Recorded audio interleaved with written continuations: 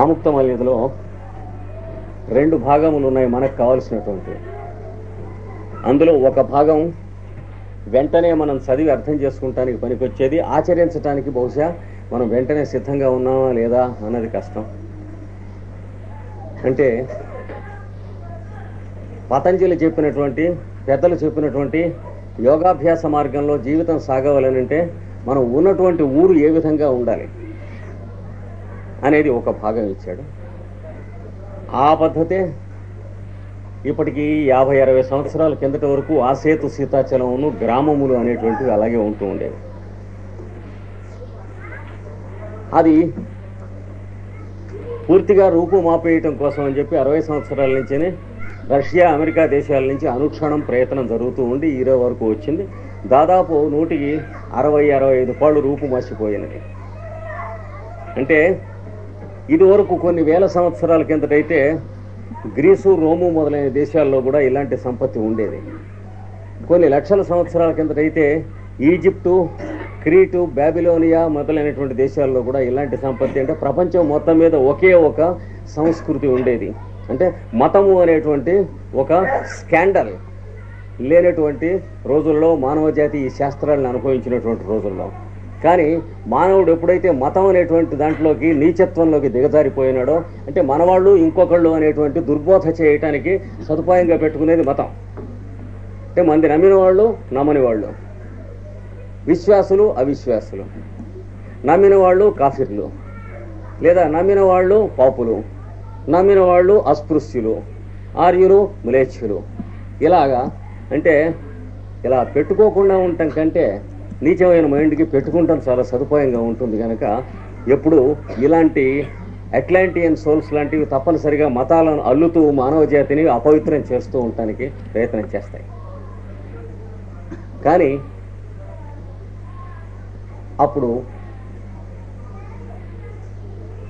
ఈ మతాలు లేకుండా అన్ని ఖండాల్లోనూ ఒకే పరిస్థితి ఉన్న రోజుల్లో గ్రామము, వాటి నిర్మాణము మొదలైనటువంటివన్నీ ఒకే మార్గంలో ఉండేవి. అన్నీ పోగా ఒక దాదాపు 8-9వ శతాబ్ది వచ్చేటప్పుడు ప్రపంచంలో మిగతా భూఖండాలన్నింటిలోనూ అంతరించిపోయింది. అది 12వ శతాబ్ది వచ్చేటప్పటికి చిట్ట చివరగా పాపం చాలా అఖండంగా ఉండేది. రెడ్ ఇండియన్స్ అని చెప్పబడేటువంటి అమెరికాలో ఉన్నటువంటి మహానుభావులు, పరమభక్తులు, గరుడ వాహన ఆరాధకులు, పెద్ద పెద్ద దేవాలయాలు, అక్కడ వాళ్ళ గరుడు పద్ధతిలో కూర్చుని యోగాభ్యాసం చేయటం, దానికి కావలసినటువంటి యమ నియమాది సాధనలు అన్నీ చేసినటువంటి వారు. అట్లాంటి వాళ్ళని దాదాపు ఇప్పుడు పూర్తిగా అంతరింపజేసినది తెల్లజాతి. ఇప్పుడు ఊరికే సెటిల్మెంట్ గ్యాంగ్ లాగా కొన్ని చోట్ల అక్కడి నుంచి కదలటానికి వీలు లేకుండా రెస్ట్రిక్టెడ్గా కొంతమందిని ఉంచారు. వాళ్ళని కూడా క్రమంగా విచిత్రమైన మార్గాల్లో నశింపచేస్తూ ఉన్నారు. అది అయిపోయిన తర్వాత మిగిలినటువంటిది భారత జాతి.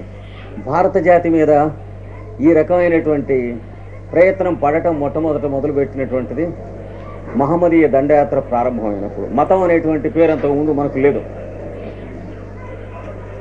వాళ్ళు ఇక్కడికి వచ్చినప్పుడు సింధు నది దగ్గర ఉన్నటువంటి మనుష్యులు అని పిలవటానికి హింద్ అనేటువంటి పేరు వాడారు. వీళ్ళు హింద్ అనేటువంటి గుంపు వాళ్ళు అని అంటే మనం కూడా అంగీకరించాం.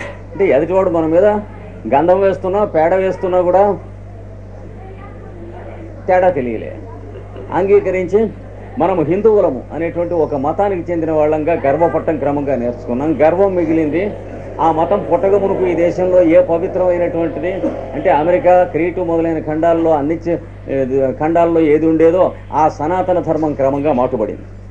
ఇక్కడ కూడా ఇప్పుడు సనాతన ధర్మంలో ఉన్నటువంటి విషయాలు, అంటే వేదము, ఉపనిషత్తులు, పురాణములు మొదలైనటువంటి వాటిలలో ఉన్నటువంటి మంచి విషయాలు 1, 2, 3 ఎవరికైనా తెలిసినా దాని పేరు హిందూ మతం అని వాడు పేరు పెడతాడు తప్ప ధర్మము, సనాతన ధర్మం అని పేరు పెట్టడం. అది కాదురానైనా ఎక్కడైనా హిందూ మతం అని కానీ, హిందూ అనే పేరు కానీ, వేదము, పురాణం, ఇతిహాసం, ఉపనిషత్తులు ఎక్కడ ఉన్నదా అని అడిగితే తెల్లమొహం వేయటం, అయినప్పటికీ మనం హిందువులం అంటూ ఉంటాం. ఇంతే, రెండు మిగులుతాం. ఇది ఎందుకు పనికి వచ్చిందంటే మిగతా వాళ్ళు మతం అనేటువంటి సంకుచితమైనటువంటి స్వభావంతో క్రమంగా మన దేశానికి వచ్చేటప్పటికి మన వాళ్ళు కూడా అలాంటి వాళ్ళలోనే అంటే 4 కుక్కల్లో ఇది కూడా ఒక కుక్క అనేటువంటిది తయారు చేసుకున్నాం. అంటే ఎట్లా చెడిపోయింది అనేటువంటిది. దాని వలన వాళ్ళకి కావలసినటువంటి సంస్కారం పొందటానికి కావలసిన బేస్మెంట్ పోయింది. రెండవది ఎడ్యుకేషన్ పిల్లలకి ఇవ్వటం అనేటువంటి దాంట్లో ఎప్పుడైతే మనకి సాంప్రదాయ సిద్ధమైనటువంటి ఎడ్యుకేషన్ని మనం వదులుకున్నాము. మీకు తెలుసును అనుకుంటాను, విలియం బెంటింక్ అనేటువంటి వాడు ఇక్కడ ఉన్న పునాదులు సర్వనాశనం చేయటం కోసమని పూనుకున్నప్పుడు పాపం రాజా రామ్మోహన్ రాయ్ అనేటువంటి వాడి పక్కన చేరి బ్రహ్మ సమాజం అనేటువంటిది పెట్టించి ఇది రక్షించడానికి ఉద్ధరించడానికి చాలా ప్రయత్నం చేశాడు. బెంటింక్ ఆయన దెబ్బకి తట్టుకోలేకపోయాడు, కానీ లేకపోతే అప్పుడే పోయి ఉండేది మన భారతదేశంలో. ఇప్పుడు ఎట్లా ఉన్నదో మనకి భారతదేశాన్ని గురించి తెలియటం, మన ఐఏఎస్ ఆఫీసర్లకు కానీ మన చదువుకున్న వాళ్ళకి కానీ గ్రాడ్యుయేట్స్ పోస్ట్ గ్రాడ్యుయేట్లకు కానీ ఇప్పుడు ఎంత తెలిసి ఉందో అప్పుడు అంతే తెలిసి ఉండేది. వాడి దెబ్బ కనుక అప్పుడే తగిలినట్లయితే చూసారా. కానీ ఆ దెబ్బ తగలకుండా వాడు జాగ్రత్తగా కొట్టాడు. కొట్టి ఏం చేశాడు, సంస్కారం అంతా మళ్ళీ తీసుకొచ్చి జాగ్రత్తగా దింపాడు. కానీ పాశ్చాత్యుల చేత బహుమానములు పదవులు రుచి చూపించబడినటువంటి కక్కుర్తి గల భారతీయులు, అంటే డబ్బు కక్కుర్తి భారతీయుడికి ఉన్నట్టుగా ఏ జాతిలో ఏ దేశంలోనూ ఏ శతాబ్దిలోనూ లేదు, మన చరిత్రలో చూడవచ్చు. అంటే డబ్బుకు అమ్ముడుపోయేటువంటి వాళ్ళలో బాగా చౌకగా అమ్ముడుపోయేవాడు ఎవడంటే భారతీయుడే. వరల్డ్ మొత్తం మీద కాల్టెక్స్కి జనరల్ మేనేజర్స్లో ఒక ఆయన ఇక్కడికి వచ్చాడు 20 సంవత్సరాల కిందట. చీపెస్ట్, అన్నిటికంటే తక్కువ బడ్జెట్ ఇండియాలో ఉన్నటువంటి కాల్టెక్స్ సెంటర్ అన్నమాట. ఏం చేతంటే Indian is cheaper than a dog. Undersell చేసుకుంటాంలో వీడి తర్వాతే. అది ఈనాటికి కూడా మనం కాదనలేము. అట్లాంటి పద్ధతిలో ఏమైందంటే అలాంటి వాళ్ళు ఇన్స్టిగేట్ చేయటం వల్ల ఎడ్యుకేషనల్ రిఫార్మ్స్ మొదలైనవి వచ్చేసి హేస్టింగ్స్ మొదలైనటువంటి వాళ్ళ తర్వాత టైం వచ్చేటప్పటికి బేసిక్ ఎడ్యుకేషన్లో మాకు సంస్కృతం అక్కర్లేదని చెప్పి భారతీయులే పోరాడి తీసేయించారు. మీకు తెలుసు అనుకుంటా చరిత్రలో. అంటే భారతీయుల చేతనే తీసేయింపించేశారు వీళ్ళు ఇలాంటి వాజమమున కొడుకులని తెలిసి. ఏముంది, వాడు పనికిరాడు వాడని తెలిస్తే ఎన్నైనా చేస్తారు, దానికి ఏముంది. ఒక అమెరికన్ చేత చేయించండి, ఓ రష్యన్ చేత పళ్ళు రాలు కొడతారు చెప్పు తీసుకుని. రష్యన్ భాష తీసేయిస్తా ఉంటే వాళ్ళ లాంగ్వేజ్లోకి ఒప్పుకుంటాడా? కానీ భారతీయుడు డబ్బుకు కొనదగినటువంటి కుక్కలలో ఒకడని వాళ్ళు గ్రహించి తీసేయించారు. మన వాళ్లే తీసేశారు. చదువుకుంటే హిస్టరీ చదివితే తెలుస్తుంది. తీసేయటం ఏమైంది, కమ్యూనికేషన్ పోయింది. అంటే ఆసేతు సీతాచలం ఉండేది ఒక సంస్కారం, ఆ సంస్కారం కటాఫ్ అయిపోయింది. ఎక్కడున్నవాడు అక్కడ దిక్కులేనిటువంటి వాడు అవుటి వాడైపోయాడు. అలాంటప్పుడు ఎవడికి వాడుగా ఉన్నటువంటి చోట ఎడ్యుకేషన్ వేరే బేసిక్గా స్టార్ట్ చేశారు. అదే ఇప్పుడు మనం ఎరుగున్నటువంటి కాన్వెంట్ ఎడ్యుకేషన్. దాని మీద కుర్రవాడికి డిగ్రీ కోర్స్ దగ్గరికి వచ్చేసేటప్పటికి వాడికి వచ్చినటువంటిది ఏమిటి, ఏమీ ఉండదు. భారతదేశాన్ని గురించి ఏమీ తెలియటానికి కత్తిరించి పారేసాడు కావాలని చెప్పి. అంటే జాతిని నశింపజేయటం. అమెరికాలో రెడ్ ఇండియన్ జాతిని ఎలా నశింపజేశారో ఆ మార్గాలన్నీ స్టెప్స్ అవే ఇక్కడే వేసినాయి 60 సంవత్సరాల్లో. జాగ్రత్తగా మీరు స్టడీ చేయండి. ఈ లోపల ఏం చేశారు, మ్యానుస్క్రిప్ట్స్ అంటే వ్రాతప్రతులుగా ఉన్నటువంటి అపురూపమైన శాస్త్ర గ్రంథములు మొదలైనటువంటివన్నీ చాలా ఖరీదుకొని, అంటే లైబ్రరీల్లోనూ మ్యూజియంల్లోనూ కూడా భారతీయుడు 25కి 50కి పుస్తకాలు అమ్ముకునేటువంటి దరిద్రుడు ఇంకా ప్రపంచంలో ఎక్కడా లేడు. సిగరెట్ ప్యాకెట్ ఖరీదిస్తానంటే పుస్తకం ఇచ్చేస్తాడు భారతీయుడు, ప్రపంచంలో ఇంకెక్కడా లేడు అని చెప్పి పాశ్చాత్యులు అంటూ ఉంటే నా చెవులారా నేను విన్నాను, గుండెల్లో పొడుచుకున్నట్టుగా ఉండి. అయినా ఏం చేయలేము. అలా మ్యూజియం క్యూరేటర్స్, లైబ్రేరియన్స్ మ్యానుస్క్రిప్ట్స్ అమ్ముకున్నటువంటివి వేలు ఉన్నాయి. అవి తీసుకెళ్ళి సముద్రంలో పారవేసిన వాళ్ళు వెండల్ మూవ్మెంట్ అంటారు దాన్ని. మీరు తెలుసు అనుకుంటా, వెండలిజం అని అంటారు. బ్లెవెట్స్కి రాసినటువంటి ఐసిస్ అన్వీల్డ్ అనే పుస్తకం చదివితే దాని స్టాటిస్టిక్స్ ఏ తేదీ అని ఎక్కడెక్కడ ఎన్ని మ్యానుస్క్రిప్ట్స్ తీసుకెళ్లి సముద్రంలో పారేశారు, తగలబెట్టారు అనేటువంటివన్నీ తెలుస్తాయి. పుస్తకం పేరు ఇది.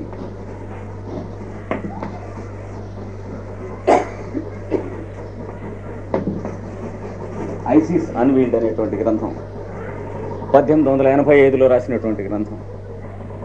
అంటే 19వ శతాబ్ది చివరిలో. కనుక అదేమో అటైపోయినాయి. తర్వాత ఉత్తములైనటువంటి మహానుభావులు అరవిందో యోగి,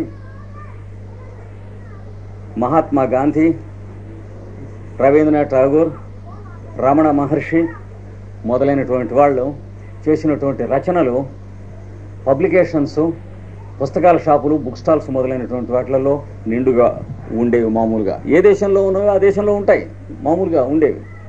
భారతము, భాగవతము, రామాయణము క్రమంగా ఒక్కొక్కటే తీసేయటం. రైల్వే స్టాల్స్ దగ్గర నుంచి బజార్లలో ఉన్నటువంటి స్టాల్స్ దాకా డబ్బిచ్చి మన పబ్లిషర్స్ చేత, బుక్ సెల్లర్స్ చేత చేయిస్తున్నారు. ఇప్పుడు కోపడకండి, పేర్లు కావాలన్నా కూడా ఇస్తాను, ఎవరెవరు అమ్ముడు పోతున్నారో పోయారో పెద్దవాళ్ళు. తత్ఫలితంగా ఈనాడు భారతం కానీ, భాగవతం కానీ, మీరు రామాయణం కానీ ఆఫ్ హ్యాండ్గా బజార్కి వెళ్ళి కొనుక్కుందామంటే ఏ ఊళ్ళో అయినా మీకు ఈ ఊళ్ళో మీరు కొనుక్కొస్తారా అనే డబ్బులు ఇస్తాను. కానీ మనకి అది జరుగుతున్నట్టు కూడా తెలియదు. గొర్రెల కంటే చాలా అన్యాయం అనేటువంటి వాళ్ళం మన దేశం వాళ్ళం. అలాగా విత్డ్రా చేసేసినటువంటి పుస్తకాల తర్వాత మనకేమొచ్చినాయి? విశాలాంధ్ర బుక్ హౌస్లు వచ్చినాయి, తర్వాత అమెరికన్ బుక్ హౌస్లు వచ్చినాయి. దాని తర్వాత ఏం జరిగింది? ఐఏఎస్ మొదలైనటువంటి వాటికి ఒక స్పెషల్ కోర్స్ చాకౌట్ చేశారు.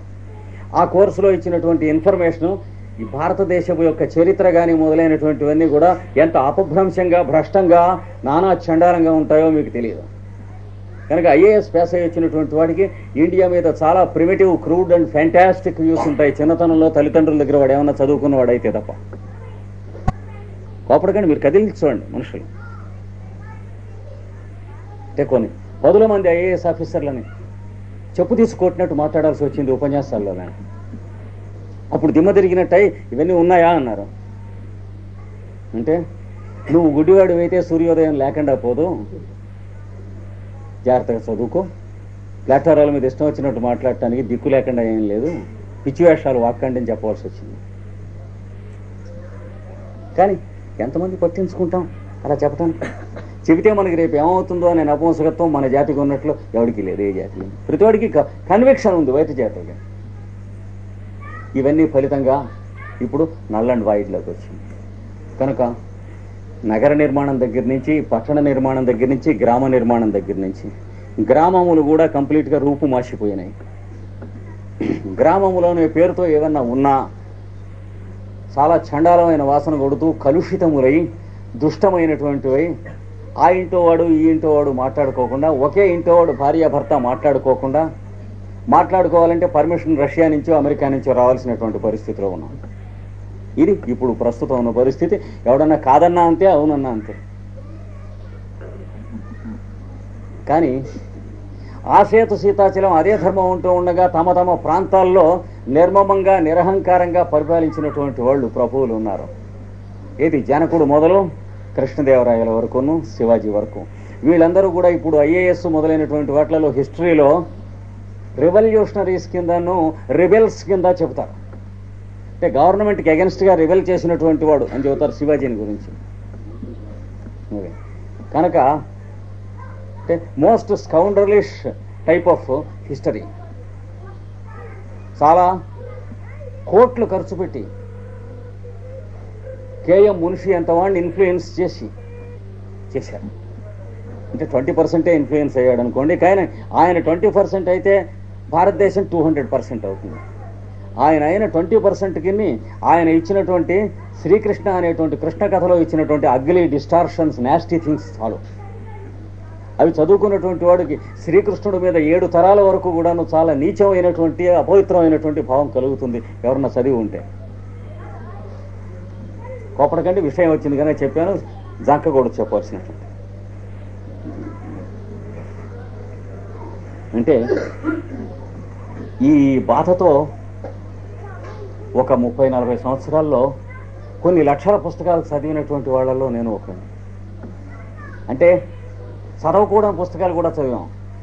ఎందుకంటే అందులో ఏం రాశారో తెలియకపోతే మీలాగే వెళ్ళిపోతుంది. ఋగ్వేదంలో ఏమున్నది అని అడిగితే ఏం చెబుతారు?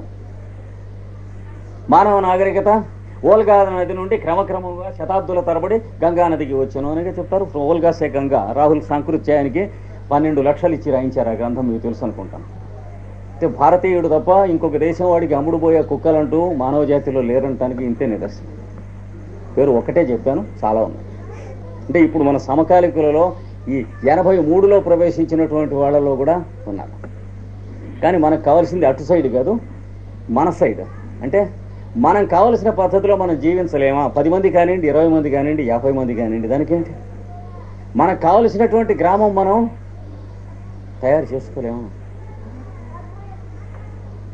అడవిలోకి 10 కుటుంబాలను వెళ్ళి మనం గ్రామం కట్టుకోలేమా? కట్టుకోలేకపోతే చచ్చిపోతున్నాయి, చావలేక బతుకుతూ ఉంటాం కన్నా. అలాంటిది మనకి ప్రశ్న ఏనాడైనా వస్తే ఏది భారతీయత అనేది స్పృశించి అప్పుడు మనకి సమాధానంగా రావటానికి మనని పరిపాలించినటువంటి రాజర్షులు అయినటువంటి మహానుభావులు, జనకుడు మొదలు లెక్క చెబితే కృష్ణదేవరాయల దాకా వస్తారు. ఏమి తక్కువ తిన్నవాళ్ళు కాదు, వాళ్ళకి తెలిసిన విషయం అంతే. కానీ కేవలం విషయం తెలిసిన వాళ్ళైతే మనలాగే ఉండిపోయేవాళ్ళు. తెలిసిన విషయం తెలిసినట్టు ఆచరణ స్వరూపంగా దేశం మీద ధర్మం సంస్థాపనం చేసినటువంటి పరమ పవిత్రమూర్తులు, ఆచార్య పురుషులు. కానీ అది తెలుసుకుంటానికి కూడా మనకి స్టేచర్ లేదు. అలాంటి కృష్ణదేవరాయలు గ్రామ నిర్మాణాన్ని గురించి, యోగాభ్యాసం చేసే కుటుంబాలు వాస్తవ్యత కావలసిన గ్రామ నిర్మాణాన్ని గురించి లోపల వెనక పెట్టుకుంటూ పైన ఒక గ్రామాన్ని వర్ణన చేసుకుంటూ ఇచ్చాడు. కొన్ని టిప్స్ అక్కడ స్ట్రోక్స్ మాత్రం మీకు చూపించి ఆ ఊళ్ళో యోగాభ్యాసం చేసేటువంటి వాడు ఎలా జీవితం ప్రారంభించాడో చూపిస్తాను. ఆ పైన కృష్ణదేవరాయల్లో మనం చదువుకోవాల్సినటువంటి భాగం ఇప్పుడు మనకు బుర్రకెక్కడం. అంటే ఇద్దరి మధ్య యోగాభ్యాసంలో జరిగినటువంటి సంవాదం ఇస్తాడు. కాండిక్యుడు కేశిధ్వజుడు అని చెప్పి ఇద్దరు రాజులు. ఆ రాజులలో ఒక రాజు ఇంకొక రాజుని యుద్ధంలో జయించి అవమానించి పారద్రోలుతాడు. పారద్రోలిన తర్వాత ఈ జయించినటువంటి రాజు ఒక యజ్ఞం చేస్తుంది. యజ్ఞంలో విఘ్నం వస్తుంది, యజ్ఞ పశువుని పులి చంపుతుంది. ఇలాంటప్పుడు ఏం చేయాలి అని పురోహితులను అడిగితే వాళ్ళు చెబుతారు, మహానుభావ ఈ ధర్మసంధి ఏం తెలుసారంటే, నువ్వు ఓడించి పంపేసినటువంటి ఆ కాండిక్యుడు దగ్గర కేశిధ్వజుడు తప్ప ఇంకెవరు చెప్పలేరు. వారిని రావించి పిలిపించి చెప్పించండి అంటారు. అంటే అప్పుడు ఆ రాజు అంటాడు, వారిని మనం విషయం తెలుసుకునేందుకు అడగాలన్నప్పుడు వాళ్ళని మనం ఇక్కడ పిలిపించి చెప్పించడం తప్పు కాదా అంటే వాళ్ళు అంటారు, ప్రభు తమరు జయించిన వారు జయించబడిన వారును, ఇది రాజమర్యాద, తమరు అక్కడికి వెళ్ళకూడదు, వారినే ఇక్కడికి రప్పించాలి. అంటే ఇప్పుడు మనం వెడుతుంది రాజకీయ విషయానికి కాదు, గురువు దగ్గరికి శిష్యుడిగా వెడుతున్నాను, కావలిస్తే మీరు నాతో రండి, నేను వెడుతున్నాను బయలుదేరి వెళ్తాడు. వెళ్ళి చాలా దూరాన్న రథం దిగి పాదచారి అయ్యి నడిచి వెళ్తాడు. వెళ్ళి నిన్ను ఆశ్రయించాను ఈ సందేహానికి అని అడుగుతాడు. అప్పుడు వాళ్ళిద్దరి మధ్య జరిగిన సంవాదం యోగ విద్యలో ఉన్న పరమరహస్యాలను గురించి మనకు తెలియజేస్తుంది. యోగ విద్య, వేదాంత విద్య రెండింటిని గురించి. అది ఇప్పుడు మనం రెడీగా లేము. అంచేత ఈ కృష్ణదేవరాయలు ఈ యోగాభ్యాసానికి కావలసిన గ్రామం ఎలా ఉంటుందో చెప్పి, ఆ గ్రామంలో విష్ణుచిత్తుడు అనేటువంటి ఆయన యోగ జీవితం ఎలా ప్రారంభిస్తున్నాడో దాని గురించి చెప్పుకునేటువంటిది చెప్పిన తర్వాత మనకి ఈ మధ్యన మళ్ళీ కృష్ణదేవరాయలు గారు రెండో ఘట్టం చదువుకునే లోపల పింగళ సూరన్న గారు రాసినటువంటి అష్టాంగ యోగమును గూర్చినటువంటి ఆయన రాసిన కళాపూర్ణోదయం కావ్యంలో గ్రంథం ఉన్నది. చిన్న గ్రంథం ఉన్నట్లు కూడా ఈ పండితులకి వాళ్ళకి తెలియదు, ఎంఏలు పిహెచ్డీలకి తెలియదు. అది చదువుకుంటాం, సులువుగా సులభంగా ఉంటుంది. మన పతంజలి యోగ సూత్రంతో అడుగడుగునా మనం పోల్చుకుంటూ వెడుతూ ఉంటాం. కొద్దిగా వివరణములు కొంచెం అటు కొంచెం ఇటు కలుపుకుంటూ వెడుతూ ఉంటాం. అది అయిపోయిన తర్వాత కృష్ణదేవరాయలు చెప్పినటువంటి కాండిక్య కేశిధ్వజ సంవాదానికి మనం పనికొస్తుంది. ఇది మనం వేసుకున్న ప్రణాళిక. ఈ రెండు అయిన తర్వాత షట్చక్రాలకి సంబంధించినటువంటి దాంట్లో పెద్దలు చెప్పినటువంటి దాంట్లో అన్నిటికంటే మొట్టమొదటి చెప్పింది శరీరాన్ని రథం కింద చేసి దానికి 6 చక్రాలు ఉన్నాయి అని చెప్పి పురాణంలో లలితోపాఖ్యానము అనేటువంటి గ్రంథం ఉంది. ఆ చక్రాలతో ఉన్నటువంటి రథం మీద శక్తి అనబడేటువంటి అమ్మవారు ఎక్కి వెళ్ళి రాక్షసుల్ని సంహారం చేస్తుంది, ఆసుర శక్తుల్ని. అక్కడ వర్ణించినటువంటి వర్ణనలు ఉన్నాయి. గేయ చక్రము, కిరి చక్రము మొదలైనటువంటి చక్రాలతో, ఇవన్నీ కూడా ఊరికే మంత్రాల స్వరూపంలో లలితా సహస్రనామంలో ఉన్నాయి. అక్కడ అది దీని తర్వాత మూడవది అందులో చెప్పుకుంటానికి ప్రయత్నం చేస్తాం. ఇది మనం వెడుతున్న ప్రణాళిక. కనుక ఈ కృష్ణదేవరాయలు ఇచ్చినటువంటి విల్లిపుత్తూరు అనేటువంటి గ్రామంలో విష్ణుచిత్తుడు ఎలా ఉంటున్నాడో, ఎప్పటికైనా యోగాభ్యాసానికి పనికొచ్చే గ్రామంలో మనం ఉండాలంటే ఆ గ్రామం వాతావరణం ఎలా ఏర్పాటు చేసుకోవాలో చెప్పుకున్నాం. లలితోద్యాన పరంపరా పికశుకాలాప ప్రతిధ్వానముల్ వలభీ నీలహరిన్మణి పికశుక స్వాన భ్రమన్ బొన్ప మిన్నులతో రాయు సువర్ణ సౌధములనెందు చూడ చెన్నుంది శ్రీ విలిపుత్తూరు చెలంగు పాండ్య నగరోర్వీరత్న సీమంతమై. పాండ్య దేశం దక్షిణ దేశం ఉన్నది, మనం అరవ దేశం అంటాం. ఇప్పటికి కూడా అక్కడ నిష్ట ఉన్నటువంటి వాళ్ళు మనం వాళ్ళ ముందు దమిడికి పనికిరాం. అక్కడ వేదం చదివేటువంటి వాళ్ళు ద్రవిడుల దగ్గరికి వెళితే మనం దమిడికి పనికిరాం. అక్కడ ఆచారకాండ ఉన్నటువంటి వాళ్ళ దగ్గరికి, అంటే మన తెలుగు వాళ్ళం ఎవడి ముందు దేనికి దమిడికి పనికిరాము. వాడు చేసేది కాస్త వీడు చేసేది కాస్త వీడు అయ్యరు గూడకట్టు మనకు అక్కరయ్యే గుజరాత్ టోపితో నెయ్య ముగ్గురుపనే ఇవ్వలేదు తెలుగు వాడి లక్షణం. తుమ్మల సీతారామ చౌదరి మా చిన్నప్పుడు రాశారు, తెలుగువాడు ఎట్టా ఉంటాడంటే అయ్యర్ గూడకట్టు మనకు కావాలి కదా అన్నాడు. ఇగో కనిపిస్తుంది. తర్వాత గుజరాత్ టోపీ కావాలి కదా. ఇందులో ఏదో ఒక మార్గం అవలంబించినా బాగానే ఉంటుంది. జోకర్ లాగా ఉంటాడు. ఇంకా తనది అంటూ ఒక పాలసీ లేదు, ప్రొసీజర్ లేదు. ఇది తెలుగువాడు. కనుక ఇక్కడ చెప్పింది ఏంటంటే, పెద్ద మేడలు ఉన్నటువంటి చోట చూస్తే చుట్టూ చెట్లు ఉంటాయి. ఇంటికి ఇంటికి మధ్య చెట్లు తోట లేకుండా ఇంటి పైన ఇల్లు కట్టలేదు అన్నాడు ఆవిడ. ఉంటే ఆ చెట్ల మీద పికశుక స్వానం, పక్షులు పిట్టలు తిరుగుతూ ఉంటాయి, శబ్దాలు చేస్తూ ఉంటే అవి ఆ కోట మధ్య ఉన్నటువంటి ఇల్లు ఉంటుంది చూడండి, ఆ ఇంటి చూర్లలో ప్రతిధ్వని చేస్తూ ఈ చూర్లలోంచి వస్తున్నట్టుగా ఉన్నాయి ఆ పిట్టల కూతలు, చిలుకల కోకిలల కూతలు. బయట చెట్లలో ఉద్యానవనంలో వస్తున్నటువంటి కూతలు ఇక్కడి నుంచి వస్తున్నటువంటి ఈ ఇళ్ల చూర్ల మీద బొమ్మలు చేసి పెట్టారట, చిలకల బొమ్మలను కోకిలల బొమ్మలు. ఇవి వెరుస్తున్నాయా అనే భ్రాంతి అప్పుడప్పుడు గబాలను చూస్తే కలుగుతుంది. అలాంటి ఇళ్లతో ఉన్నటువంటి ఒక ఊరు ఉన్నది. దాన్ని విల్లిపుత్తూరు అంటారు. విల్లిపుత్తూరు అంటే, విల్లి అంటే విల్లు, ధన్వి నగరము అని పేరు. పుత్తూరు అంటే భూతపురి. ధనస్సు భూతము అనేటువంటి రెండు పేర్లు కలిసినటువంటి ఊరిని విల్లిపుత్తూరు అంటారు. ఆ ఊరు అట్లా ఉంటూ ఉంటే ఆ ఊళ్ళో రోజు పొద్దున్నే లేచేటి దృశ్యాలు ఎలా ఉంటాయి. శయ పూజంబుజముల్ ఘటింతడబడన్ సందోయి లేకవునుపై దయదప్పన్ పసపాడి పాగడపు పాదం బొప్ప చెంగల్వడిగ్గియని రచ్యుత మజ్జనార్థము కఠిన్ కీలించి దివ్య ప్రబంధ యుగాస్యల్ ద్రవిడంగనల్ నడతురుద్యానంపు లోత్రోవలన్. ఇంటికి ఉద్యానానికి అవతల దొడ్లో తామర పువ్వులు కలవ పువ్వులు వేసినటువంటి చిన్న దొరువులు పెంచుకుంటారట కోనేళ్ళు.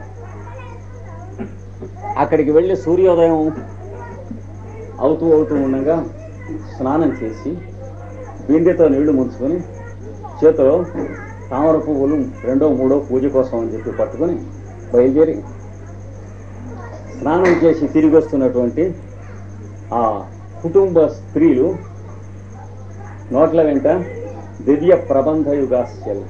దివ్య ప్రబంధం అంటే భక్తులు చేసినటువంటి స్తోత్రములు. ఆ స్తోత్రములు చేసుకుంటూ స్నానం చేసి ఇండ్లలోకి ఆ పైన ఇలా అల్లుకుని ఉంటాయట చెట్ల మీద పువ్వుల తీగలు. వాటిలో లోపల నుంచి నడిచి వస్తూ ఉంటారు. ఇవి వినిపిస్తూ ఉంటాయి తెల్లారేటప్పుడు. అంటే మాపోటి యూనివర్సిటీ సరుకు పాఠాలు చెప్పేవాళ్ళు వినేవాళ్ళు ఇది పురవర్ణనం అనే హెడ్డింగ్ పెడతారు. పురవర్ణనం కాదు, లోపల చాలా ఉంది. యూనివర్సిటీ సరుకుకి అందేటువంటి గ్రంథాలు కాదు.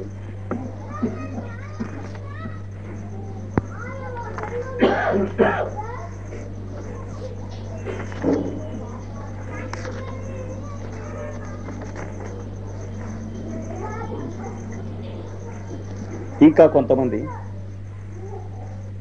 స్నానం చేస్తే ద్రవిడ కుటుంబినుల్ పసుపు రాచిన రత్నపు తాపకినింద అంబువు తెరవారగా నిదురపోయి గరుత్తతి పచవారినన్ భవన సరోమరాళములు పర్మమయచ్చద గుచ్చ విస్ఫుర దివిజధుని మరాళ విదతి భ్రమభూంచు పురిన్ భ్రమించుచున్.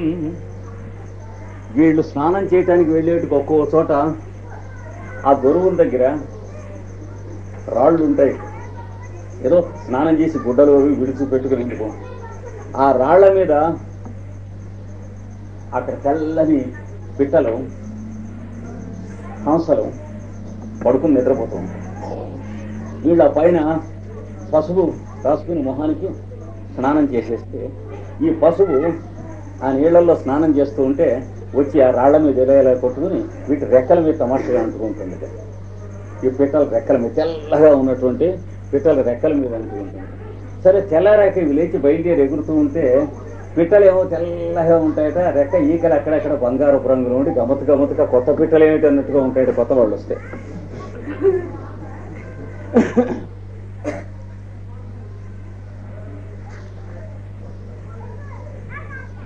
ఇంకా కొన్ని చోట్ల ఊరు కొంచెం దాటి బయటకు వెడితే